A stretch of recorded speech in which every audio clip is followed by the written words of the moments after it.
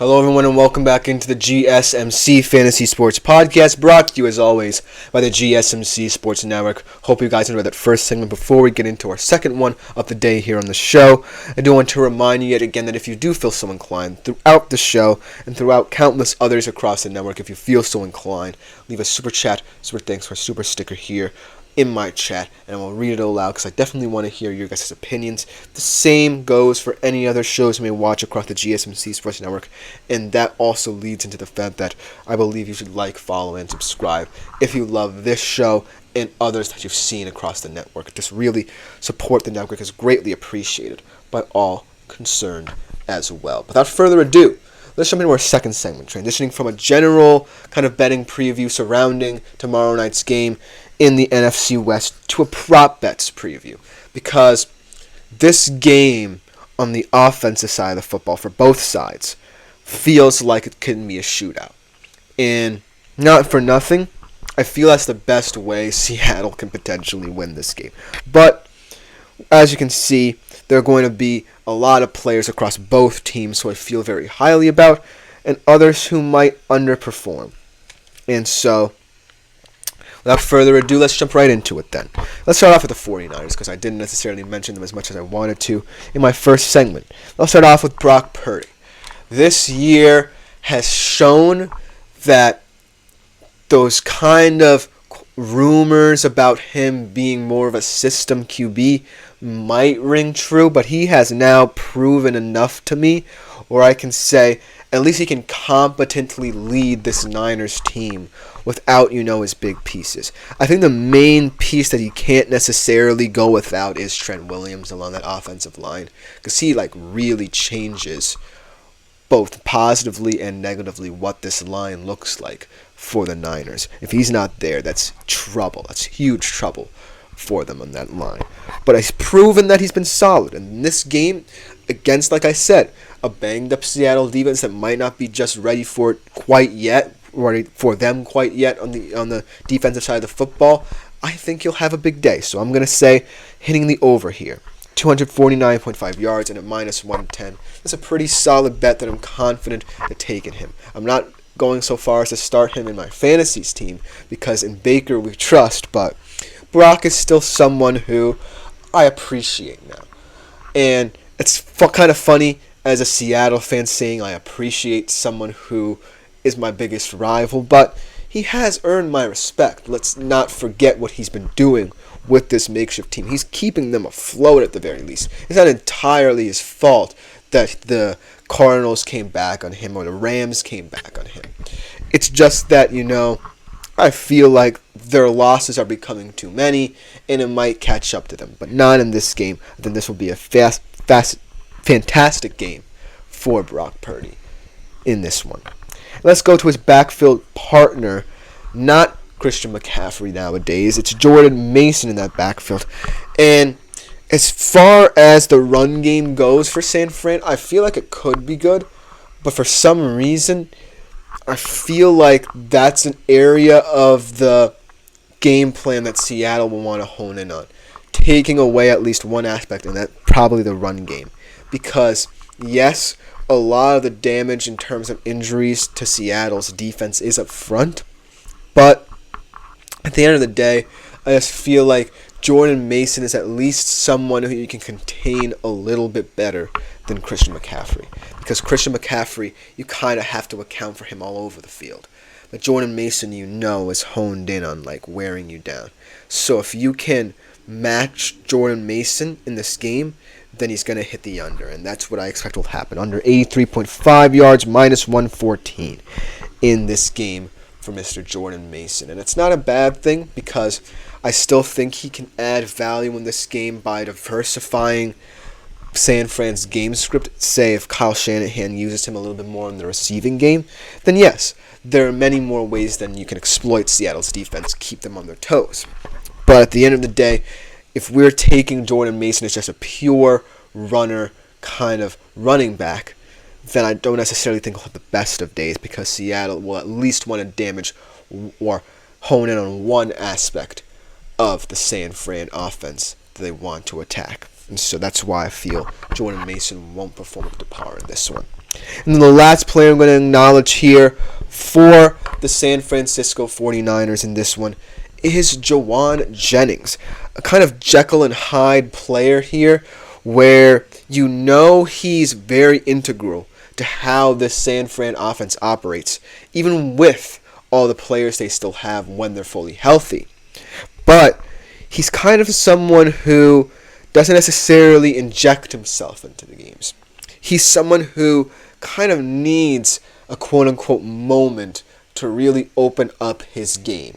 We saw it against the Rams when he went off for 3 touchdowns, and I think we're going to see it in this game where against a very, down on its luck Seattle secondary, he can feel like he can exploit this defense. And he's perhaps the best route runner out of all the wide receivers in their kind of makeshift group without Samuel, without, even a guy like McCaffrey catching out of the backfield. He's the one who can really diagnose how to break down defenses with his route running. And so that's why I feel he's going to hit the over in tonight's game and in tomorrow night's game and hit way over in that regard at 28.5 yards. That feels like a bargain bet. So Jauan Jennings hitting the over in this one just feels like perhaps maybe even the safest bet, if you can believe it, for the San Fran offense. And that's saying something, because if you would have told me that 6 weeks ago at the start of the season for San Francisco that Jauan Jennings could potentially have over 30 yards in one or more games, then I would have probably laughed in your face. But that is the case right now, and it's going to be the case going forward for as long as, this roster on the offensive side of the ball is not healthy. So you have to take into consideration who Jauan Jennings is and what he means to this offense. Let's go over to the Seattle side of things, because this offense, like I said, certainly has the propensity to score a lot of points. It's just that they have to play perfect football, mistake-free football, in order to do that. And this game, I feel like, can be a shootout for Seattle. And it can be a game that, hey, they potentially are in late into the fourth quarter. But at the end of the day, all these bets are contingent on, whether or not the 49ers are wearing down your defense. Because we saw, it's not just about, scoring more points than the Seattle offense. It's about owning the time of possession battle. That's what Detroit and New York did a great job of. With their balanced attacks, they were able to keep the Seattle offense off the field, and most importantly, wear down a defense that could not handle what they were throwing at them. And so that's what I feel like this game could be about, because all these prop bets I have for Seattle could hit, but they just have to have the ball for longer, if you know what I mean. But starting off with Geno, he's been pretty sterling these past couple of weeks in terms of the yardage production he puts up. Yes, he hasn't had a game where he's thrown multiple touchdown passes, and that's a little bit worrying, but he still has been perhaps one of the more consistent QBs in the league. He's playing the style of offense they need to stay in games, and he's playing it to the T. And so, Geno, I feel like, in terms of over-under kind of betting, is someone who I would honestly trust going forward week by week to hit the over. And at minus 114 this week at 248.5 yards, I feel pretty confident in saying he will. And then Kenneth Walker, kind of an interesting player because we saw he was utilized very heavily in that game against Detroit, but then had only about 5 touches against New York.